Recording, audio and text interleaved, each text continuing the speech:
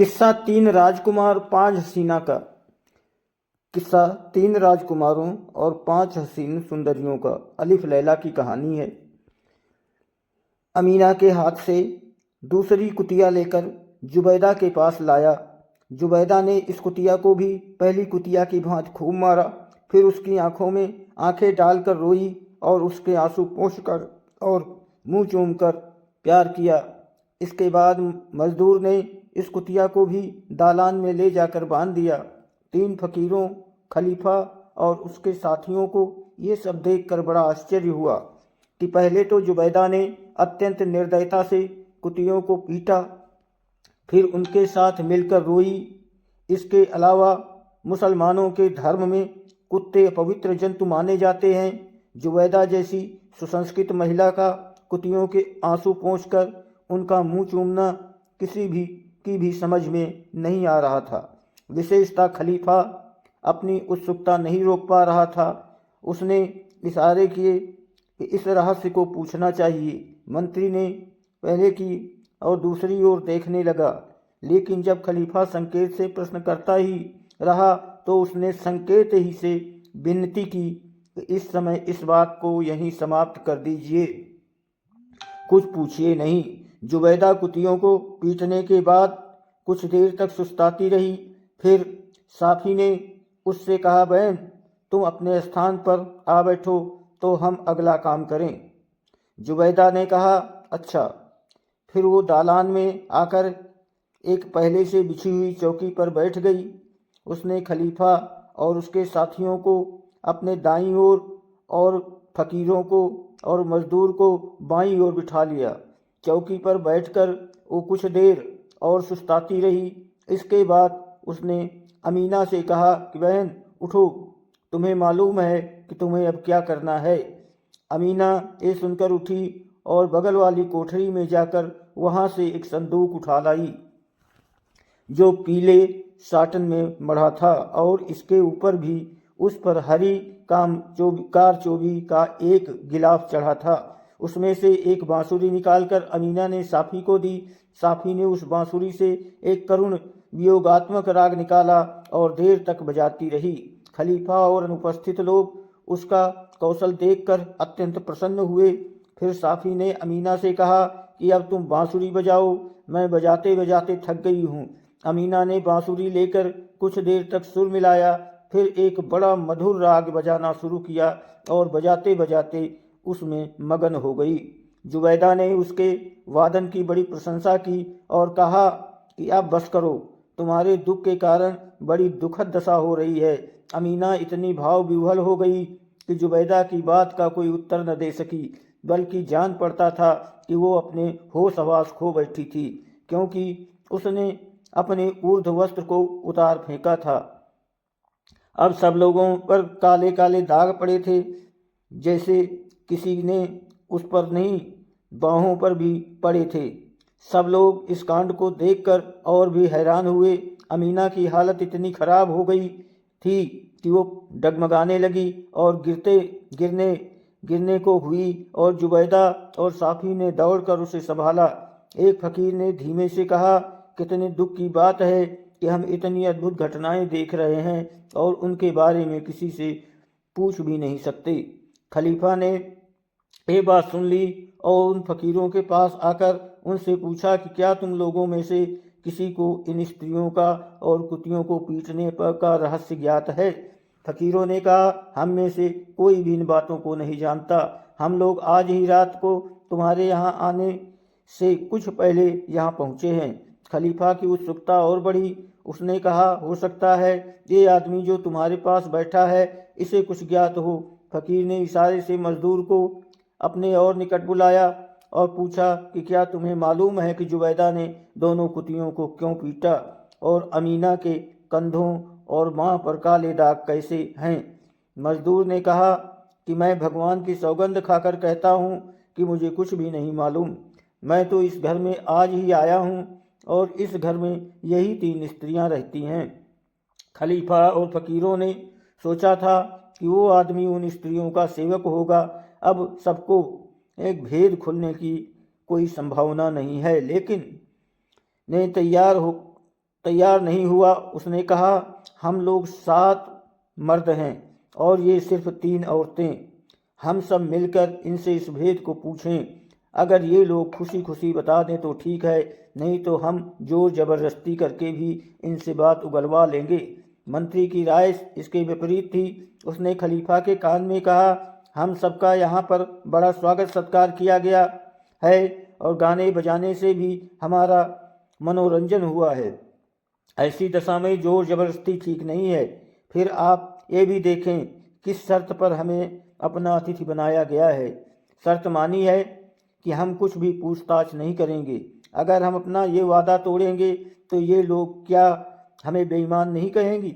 और हमारे लिए ऐसा कहा तो हमारे लिए डूब मरने की बात होगी। मंत्री ने आगे समझाया, आप ये भी विचार कर लें कि जब इन स्त्रियों ने हमारे सामने इतने आत्मविश्वास से चुप रहने की शर्त रखी है तो मालूम होता है इनके पास कोई ऐसी शक्ति है जिससे ये लोग शर्त तोड़ने वाले को दंड दे सकते हैं। ऐसा हुआ तो हमारे लिए और भी लज्जा की बात हो जाएगी, चाहे हम बाद में इन्हें कितना भी दंड दे दें। मुझे ये भी कहना है कि अब रात बीतना ही चाहती है। इस समय आप कुछ न कहें, सवेरा होने पर मैं इन सारी स्त्रियों को पकड़कर आपके दरबार में ले आऊँगा और आप जो चाहे इनसे पूछ लीजिएगा।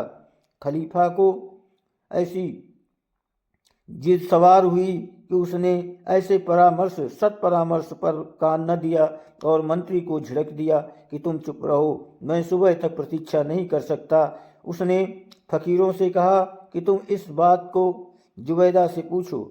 उन्होंने इनकार कर दिया कि हमारा साहस नहीं है।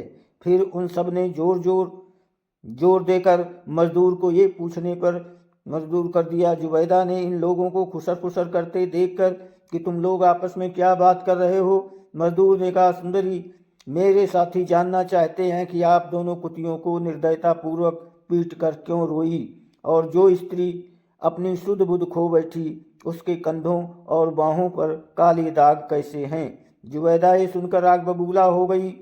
उसने सब लोगों से पूछा कि क्या तुम सब ने मजदूर से कहा था कि ये बातें मुझसे पूछे?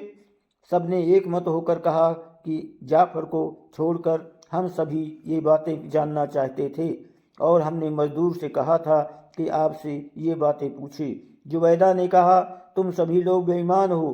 तुम सब ने प्रतिज्ञा की थी कि यहाँ की किसी बात के बारे में कुछ न पूछोगे और तुम अपनी उत्सुकता पर बिल्कुल संयम न कर सके। हमने दया करके तुम सबको रात का ठिकाना दिया और तुम एक साधारण सी प्रतिज्ञा न निभा सके।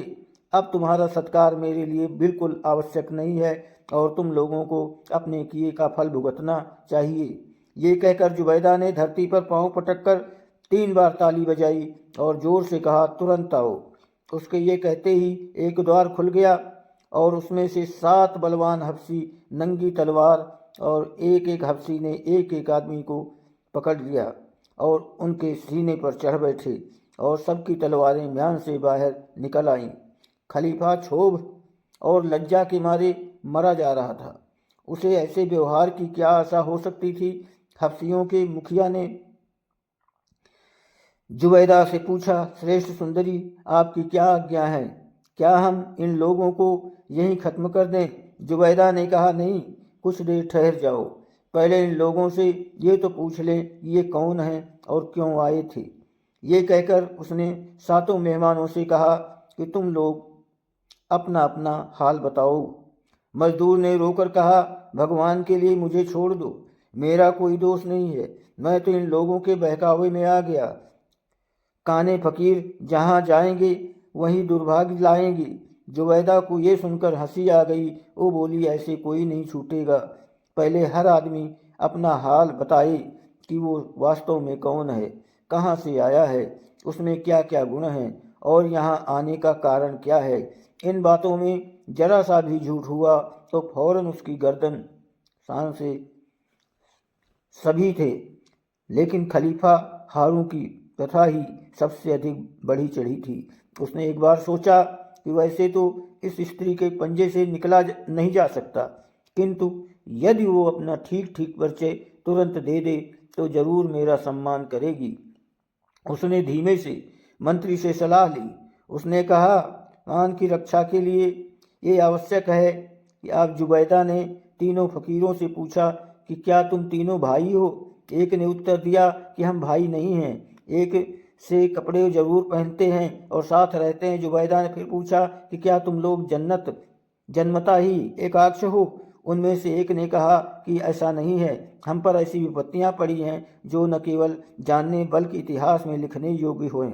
उन्हीं से हमारी आंखें जाती रहीं और उन्हीं के कारण हमने अपनी दाढ़ी मूछ और भवें मुड़वा डाली और फकीर बन गए। जुबैदा ने एक एक करके शेष दो फकीरों से भी यही प्रश्न किए और दोनों ने वही उत्तर दिए जो पहले फकीर ने दिए थे।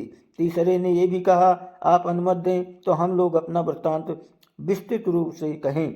हम तीनों की भेंट आज ही शाम को इस नगर में हुई है, क्योंकि हम तीनों बाहर से आए हैं। विश्वास मानिए कि हम तीनों ही राजकुमार हैं और हमारे पिता बड़े और प्रख्यात बादशाह हैं। हम सब चाहते हैं कि अपना वृत्तांत विस्तृत रूप से कहें। उन लोगों की बातों से जुबैदा का क्रोध कम हुआ। उसने हफ्सियों से कहा कि तुम लोग इनके सीने से उतर जाओ। ये लोग बैठकर अपना अपना हाल कहेंगे। जो अपना पूरा हाल और इस घर में आने का कारण बताता जाए उसे छोड़ते जाओ, ताकि वो जहाँ चाहे वो चला जाए। जो ऐसा ना करे तुम उसका सिर उड़ा दो। अभी तुम इन लोगों के पीछे नंगी तलवारें लिए खड़े रहो। चुनांचे उसी दालान में खलीफा और अन्य 6 लोगों को एक कालीन पर बिठा दिया गया।